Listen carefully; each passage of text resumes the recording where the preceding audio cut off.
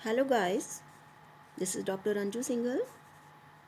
आज मैं आपको जयप्रकाश नारायण के बारे में बताना चाहती हूँ। ये लेसन 5 डेमोक्रेटिक रिसर्जेंस का टॉपिक है और इसी साल आपके सिलेबस में डिटेल में इंक्लूड किया गया है। पहले भी था, जयप्रकाश नारायण पहले भी थे आपके कोर्स में, लेकिन दिस टाइम इसे थोड़ा डिटेल स्टडी के रूप में सिलेबस में डाल दिया गया है। सो जो topic is today Jayaprakash Narayan and total revolution. I have already done this topic in my detailed PPT of this chapter. I share the same PPT with you, but this time in Hindi, right?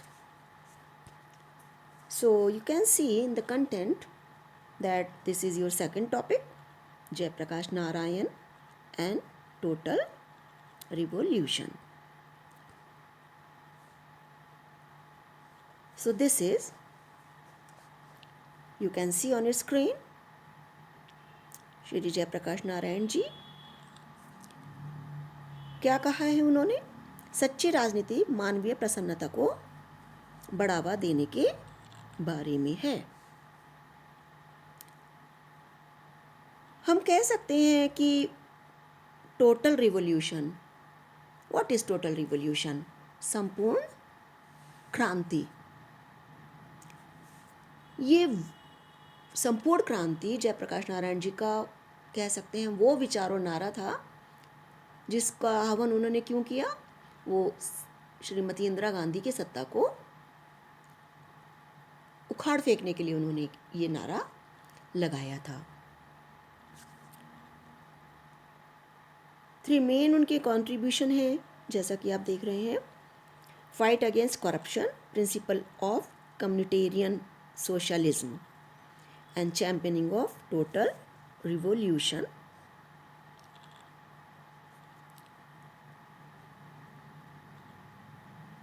आगे हम चले तो हम कह सकते हैं कि इनकी संपूर्ण क्रांति में 7 क्रांतियाँ, 7 रिवॉल्यूशंस हैं। राजनीतिक, आर्थिक, सामाजिक, कल्चरल, सांस्कृतिक, बौद्धिक, शैक्षणिक व आध्यात्मिक। इधर आप इंग्लिश में अपने स्क्रीन पर देख सकते हैं। इन 7 को मिलाकर ही हम कह सकते हैं संपूर्ण क्रांति होती है।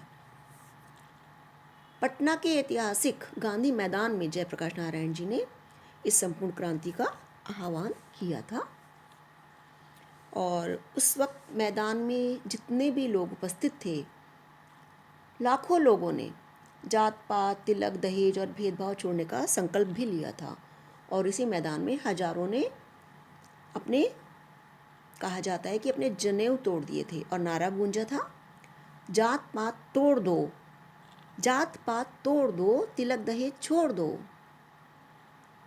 जात पात तोड़ दो, तिलक दहेज छोड़ दो, समाज के प्रवाह को नई दिशा में मोड़ दो। उस वक्त इस संपूर्ण क्रांति की तपिश इतनी ज़्यादा तेज थी कि केंद्र में कांग्रेस को सत्ता से हाथ भी धोना पड़ गया था और इसमें हम कह सकते हैं स्टूडेंट्स का बहुत बड़ा हाथ इसमें रहा, साथ मिला कहना चाहिए जयप्रकाश नारायण जी को।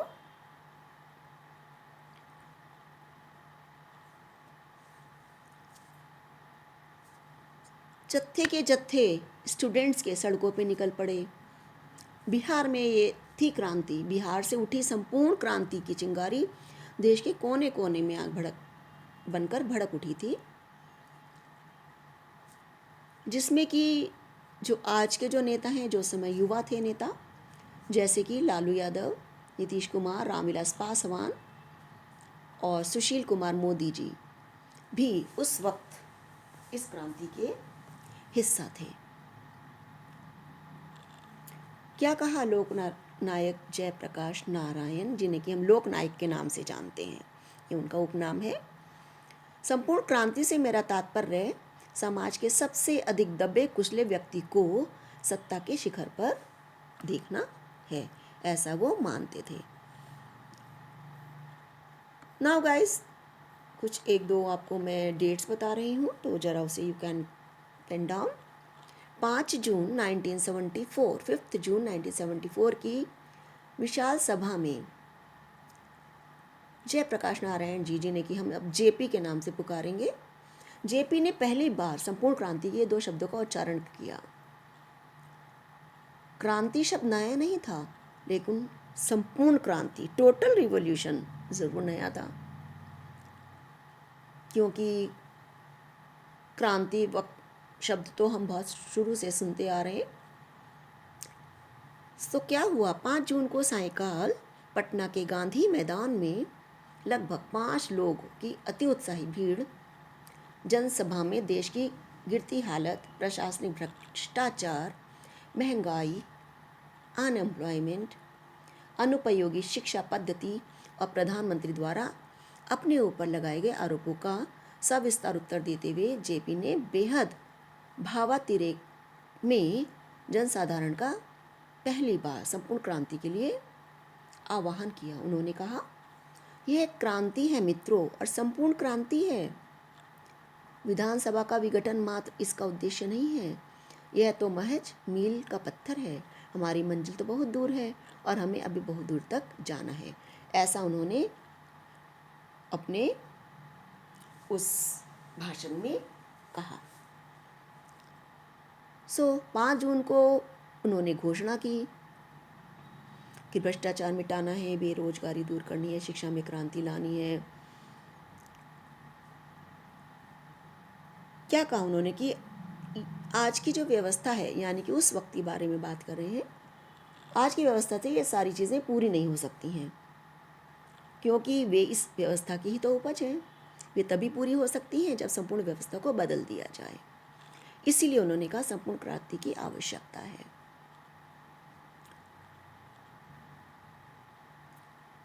ठीक है, उन्होंने कहा व्यक्ति का जीवन बदले, समाज की रचना बदले, राज्य की व्यवस्था बदले, तब कहीं बदलाव पूरा होगा और मनुष्य सुख और शांति का मुक्त जीवन जी सकेगा। इसके लिए उन्होंने स्टूडेंट्स को कॉल किया। उन्होंने स्टूडेंट से कहा और ये अपील भी की कि 1 वर्ष तक विश्वविद्यालयों और यूनिवर्सिटीज़ और कॉलेजेस को बंद करके रखा जाए। छात्रों की सीमित मांगें जैसे भ्रष्टाचार एवं बेरोजगारी की निराकरण, शिक्षा में क्रांतिकारी परिवर्तन आदि बिना संपूर्ण क्रांति के पूरी नहीं हो सकती। ऐसा उन्होंने स्टार्ट किया। फिर आई 7 जून। 7 जून से बिहार विधानसभा को भंग करो अभियान चलाने, मंत्री और विधायकों को विधानसभा में प्रवेश करने से रोकने के लिए सभा के फाटकों पर धरना देने, प्रखंड से सचिवालय स्तर तक प्रशासन ठप करने, लोक शक्ति को बढ़ाने हेतु छात्र, युवक एवं जन संगठन बनाने, नैतिक मूल्यों के सदाचरण द्वारा स्थापना करने तथा गरीब और कमज़ोर वर्ग की समस्याओं से निपटने के लिए भी छात्रों और जनसाधारण का आह्वान किया उन्होंने। राइट।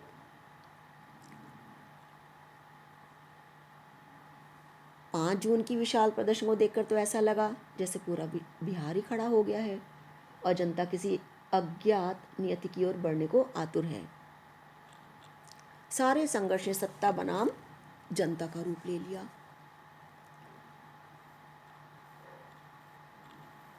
इस दिन आंदोलन में नए मोड़ का दिन था। यह एक विशेष दिन था जब बूढ़े और बीमार जेपी हस्ताक्षरों के बंडल ट्रक पर लाद कर राज्यपाल के घर गए।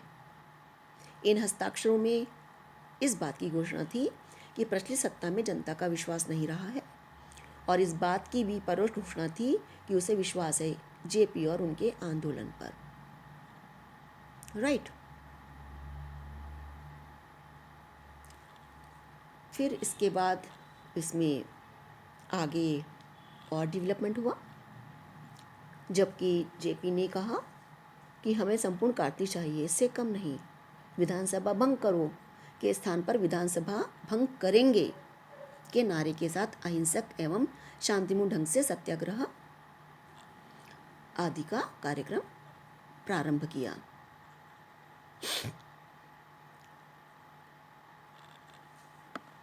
ठीक है, तो आपने देखा कि किस तरीके से उन्होंने गरीब जनता को, हर धर्म और वर्ग के लोगों को साथ मिलकर चलने का कदम उठाया, बीड़ा उठाया, और जिसमें कि वह सफल भी रहे।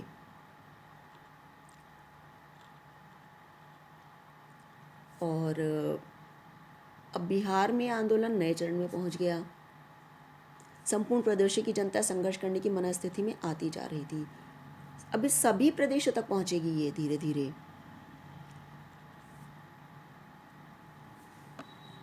फिर विधानसभा के सामने सत्याग्रह किया, जिसमें 53 सत्याग्रहियों को गिरफ्तार भी कर दिया गया, जिनमें सर्वोदय नेता रामनंदन सिंह, जनसंघ के नेता विजय कुमार मिश्र तथा छात्र नेता विद्यानंद तिवारी शामिल थे। और इसी दिन बिहार छात्र संघर्ष समिति की संचालक समिति ने छात्रों का आह्वान किया कि वे 1 वर्ष तक अपनी कक्षाओं का बहिष्कार करें और श्री जयप्रकाश नारायण के आंदोलन में शामिल हों। और बिहार सरकार के मंत्री दरोगा प्रसाद रॉय, कौन थे उस समय बिहार सरकार के मंत्री? दरोगा प्रसाद रॉय ने घोषणा की कि विधायकों के निवास स्थान को सुरक्षित क्षेत्र घोषित कर वहां पुलिस का पहरा रहेगा। अनाधिकृत व्यक्तियों के जाने पर रोक लगाई जाएगी और मिलने वालों की पूरी जांच भी की जाएगी। तो ये था श्री जयप्रकाश नारायण का योगदान इन इंडियन पॉलिटिक्स और उनका टोटल रिवॉल्यूशन। जैसे कि आप अपने स्क्रीन पर भी देख पा रहे हैं कि उन्होंने क्या कहा कि ऊपर के लोग जो अपर कास्ट के लोग हैं वो भी इस पॉलिटिकल स्ट्रगल में शामिल हों, ऐसा उनका मानना था। राइट।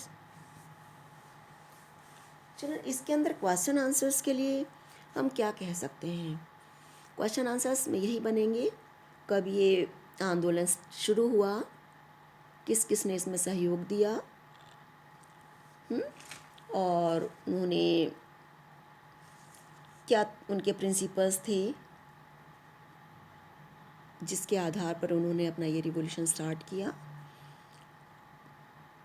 और उन्होंने किस किस को जोड़ कर रखने की कोशिश की, कि जैसे उन्होंने सबको समझाया the importance of village mohalla समितिज़ in democratic politics and his call for ऊपर के लोग। इसी से छोटे छोटे क्वेश्चंस बना करके आ जाएंगे। यदि बड़ा क्वेश्चन आएगा तो वो इसी बारे में आएगा कि what do understand by the total revolution of mister JP Narayan. This was all about Jayaprakash Narayan and his total revolution. Please subscribe my channel, view and like it, and share with your friends. Thank you. All the best for your exams. Our next topic will be Dr. Ram Manohar Lohia ji. That is a totally new topic.